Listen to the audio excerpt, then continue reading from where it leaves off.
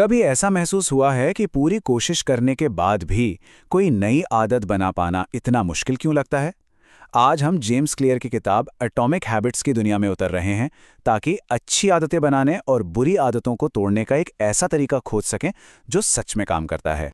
चलिए, उस एहसास से शुरू करते हैं जो हम सबको पता है।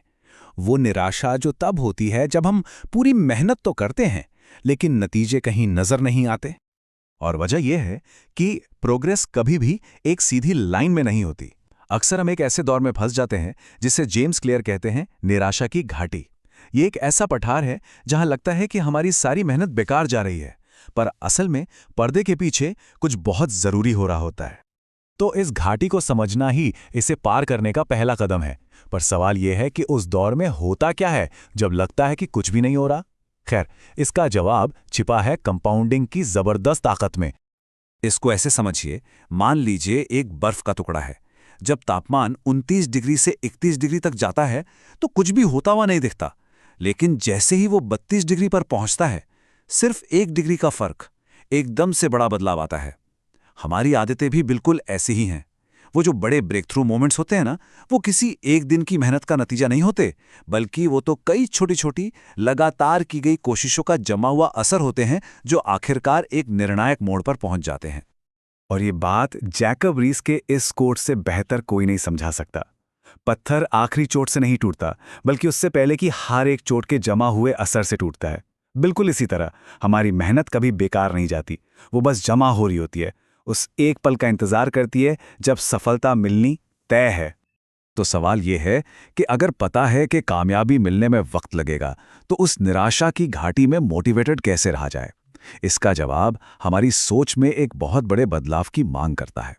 हमें गोल्स से ध्यान हटाकर सिस्टम्स पर फोकस करना होगा।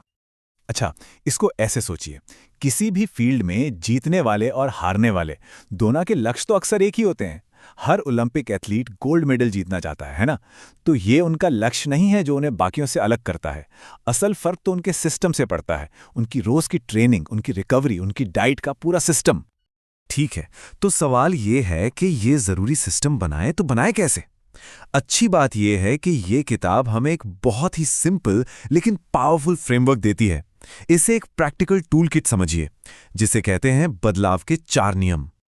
देखिए, हमारा जो आसपास का माहौल है ना, वो एक अनदेखे हाथ की तरह हमारे बर्ताव को कंट्रोल करता है। इसलिए पहला कदम है अच्छी आदतों के लिए जो इशारे या संकेत हैं उन्हें एकदम साफ और सामने रखना। और इस स्टडी में सबसे कमाल की बात क्या है पता है? किसी की विल पावर को नहीं बदला गया, किसी को लेक्चर नहीं दिया गया, कुछ नहीं, बस माहौल को थोड़ा सा बदल दिया और नतीजा, बेहतर चॉइस अपने आप सबसे आसान चॉइस बन गई। तो अब आता है दूसरा नियम, आदत को आकर्षक बनाओ। हम सब सोशल लोग हैं, है ना? और हमारे व्यवहार पर सबसे गहरा असर उन चीजों का होता है जिनसे हमें समाज में पहचान और स्वीकृति मिलती है। मतलब सीधी सी बात है, अगर किसी काम को करने से हमें तारीफ मिलती है, सम्मान मिलता है, तो वो काम हमें अपने आप अच्छा लगने लगता है। यही वजह है कि ऐसे ग्रुप या कल्चर का हिस्सा बनना जहां आपकी मनचाही आदत एक नॉर्मल बात हो, बहुत पावरफुल होता है। जैसे अगर ज्यादा पढ़ना है तो बुक क्लब ज्वाइन कर लो। चलिए, अब तीसरे नियम पर आते हैं, इसे आसान बनाओ। देखिए, इंसान का स्वभाव ही ऐसा है कि वो हमेशा सबसे कम मेहनत वाला रास्ता चुनता है। हम सब स्वाभाविक रूप से उसी ऑप्शन की तरफ जाते हैं जिसमें सबसे कम एफर्ट लगे। तो इसका मतलब क्या हुआ? इसका मतलब यह हुआ कि हम आदतों को आसान बनाने के लिए अपने माहौल को पहले से तैयार कर सकते हैं। उस आदत के रास्ते में जो भी रुकावट है उसे हटा सकते हैं, ताकि अगला कदम उठाना बिल्कुल एफर्टलेस लगे। और अब आता है आखिरी, चौथा नियम, इसे संतोषजनक बनाओ। देखिए, कोई भी काम हम दोबारा तभी करते हैं जब उसे करने के बाद हमें अच्छा महसूस हो, एक संतुष्टि मिले। हमारा दिमाग हमेशा इनाम खोजता है, इसलिए सही रास्ते पर टिके रहने के लिए हमें फौरन कोई ना कोई वजह चाहिए होती है। यह पेपर क्लिप स्ट्रैटेजी इसका एक जबरदस्त उदाहरण है। एक स्टॉक ब्रोकर ने खुद को तुरंत एक छोटा सा इनाम देने के लिए इस सिंपल से तरीके का इस्तेमाल किया। हर सेल्स कॉल के बाद एक पेपर क्लिप दूसरे जार में। यह हर बार एक छोटी सी जीत थी, प्रगति का एक साफ सबूत। और इसी तुरंत मिलने वाली संतुष्टि ने उस काम को बार बार करना मजेदार बना दिया। और नतीजा, 18 महीनों के अंदर उसने अपनी फर्म के लिए $5 मिलियन कमा लिए। लेकिन यहां एक बात समझना बहुत जरूरी है, ये चारों नियम सिर्फ कुछ करने के बारे में नहीं है, ये कुछ बनने के बारे में।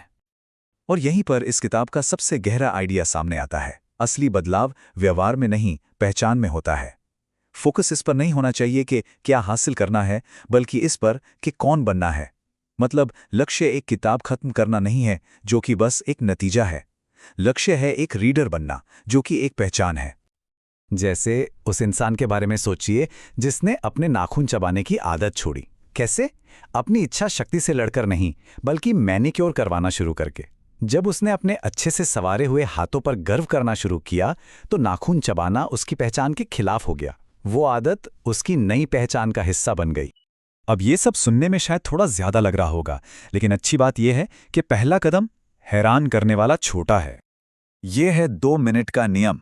इसका मकसद बस इतना है, किसी भी नई आदत की शुरुआत को इतना आसान बना दो कि मना ही न कर पाओ। याद रखिए, किसी आदत को सुधारने से पहले उसे बनाना जरूरी है। तो आइडिया बहुत सिंपल है। काम शुरू करना इतना आसान बना दो कि ना कहने का सवाल ही ना उठे। चाहे वो रोज पढ़ूंगा की जगह बस 1 पेज पढ़ूंगा हो, या 3 मील दौड़ूंगा की जगह सिर्फ अपने रनिंग शूज पहनूंगा। मकसद सिर्फ इतना है कि शुरुआत करने की जो प्रक्रिया है वो ऑटोमेटिक और एफर्टलेस हो जाए। तो एटॉमिक हैबिट्स का निचोड़ ये नहीं है कि रातों रात जिंदगी बदल देने वाले बड़े बदलाव किए जाएं। नहीं, इसका सार है छोटी शुरुआत को गले लगाना। तो असली सवाल जो खुद से पूछना है वो ये नहीं कि मुझे क्या हासिल करना है, बल्कि ये कि आज ऐसी कौन सी छोटी सी आदत शुरू की जा सकती है जो हमें उस इंसान की तरफ ले जाए जो हम बनना चाहते हैं।